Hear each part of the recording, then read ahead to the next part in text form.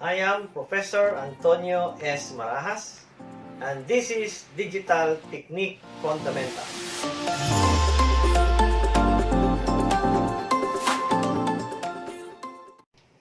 Binary division. So we have here a table. 0 divided by 0 is 0. 1 divided by 1 is 1. Okay, so example,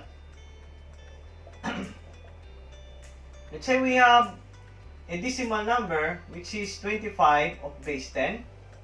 We want it divided by 5 of base 10.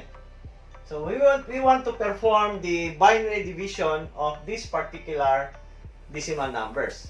So again, all we have to do is to convert these decimal numbers into its binary equivalent. So for 25, we have a series of 1, 1, 2, 4, 8, 16. So for 25, you have 1, 24, 0, 0, 25. Okay? So you have 1, 1, 0, 0, 1 of base 2 divided by 5. What is 5? 1, 0, 1 of base 2. Okay? So the first step here is to determine which of the number inside, the 3-digit number, for example, 1, 2, 3 here, this one here, determine if this one here is bigger than the number outside. No? For example, you have 1, 0, 1, that is 3-digit. You compare it with 1, 1, 0. Which one is bigger? If this one here is bigger, then you start your answer here on the 3rd digit of the number. No? So in this case, this is what? 1, 2, 4. So you have 4 plus 2 is 6. And this one here is 5. So 6 here is bigger than 5. So you start with 1 here. So you have 1, 0, 1. Okay? So you multiply here 1 with 1, 0, 1. So you have 1, 0, 1. Then subtract. Okay? 0 minus 1 is 1. This becomes 0. Okay? Stop because this is 1. You stop borrowing. Then you have 0 minus 0 is 0. 1 minus 1 is 0. Bring down 0. 1, 0 is less than 1, 0, 1. So this is 0. Bring down 1. You have 1. 1 times 1, 0, 1 is 1, 0, 1. Subtract, you have 0, 0, 0. Okay? So base 2. So in other words, this one here is your answer, which is actually equal to 5. No? Because 25 divided by 5 is 25. I mean, 25 divided by 5 is 5. Okay? Correction. So, this one here now is your answer. Okay. Let's have another example. Let's say 1110.01 of base 2. We want this divided by 1,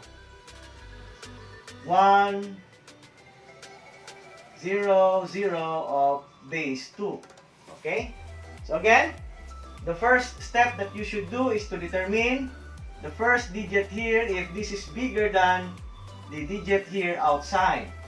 So since 1, 1 is 7, bigger than 1, 0, 0, which is I believe 4, then you start putting a 1 here on the 3rd digit of the number. 1 times 1, 0, 0 is 1, 0, 0. Okay? Then subtract. You have 1, 1, 0. Bring down 0. 1, 1, 0 is bigger than 1, 0, 1, 0, 0. So you have 1 here. 1, 0, 0. Subtract. You have 0, 1, 0. Okay? Then, you put the binary point there. Then you bring down 0. Which is actually equivalent to 1. Okay? Then you have 1, 0, 0. Subtract, you have 0, 0, 0. Bring down 1. Okay?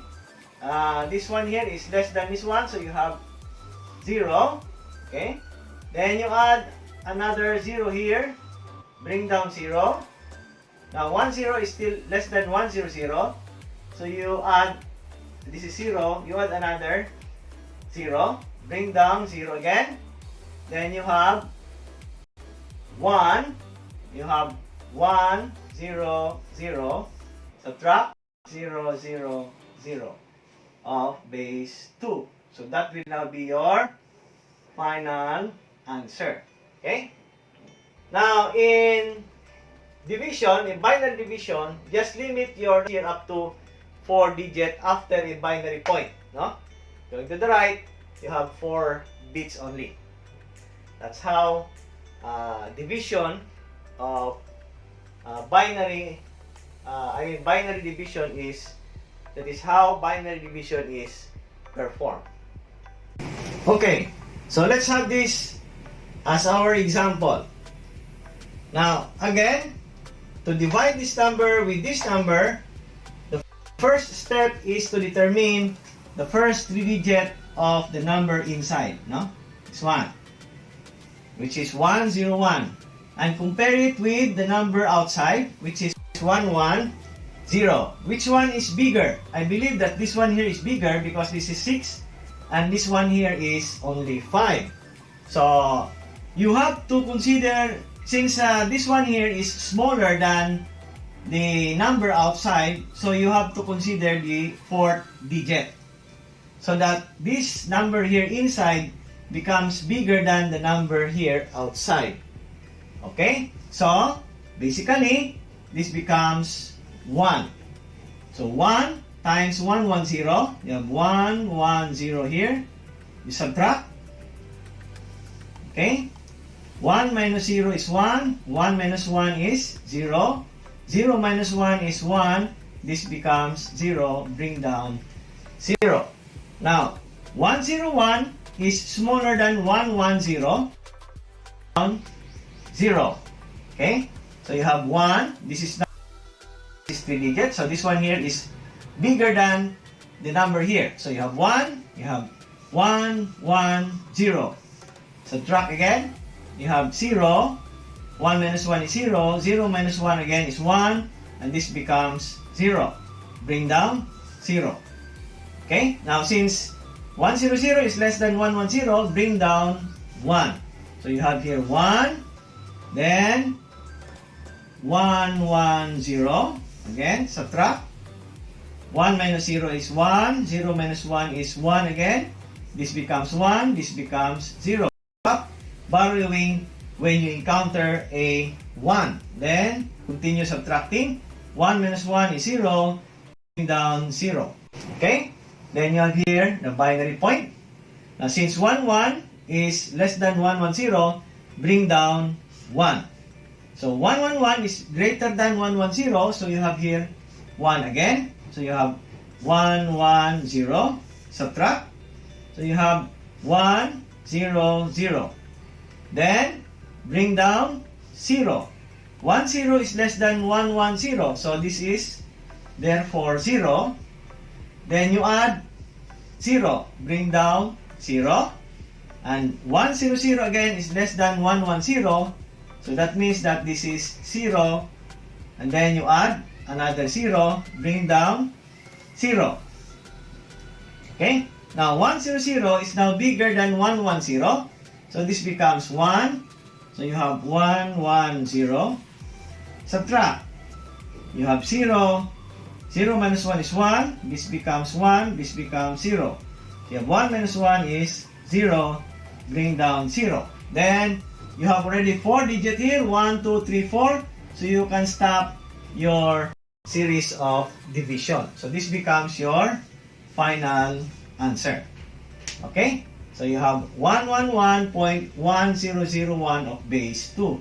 So, if you want to do the checking, all you have to do is to convert this number here into its decimal number equivalent, and this one here into its decimal number equivalent. Then you divide. Then you try to find out if the answer after dividing these two here in decimal equivalent, if it is equivalent to 111.1001 or approximately equal to. Okay?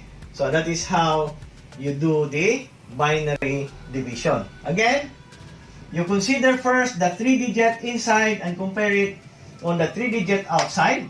If the 3-digit inside is smaller than the 3-digit outside, then you have to consider the 4th digit. If not, then you start with the 3rd digit of the number inside the division sign.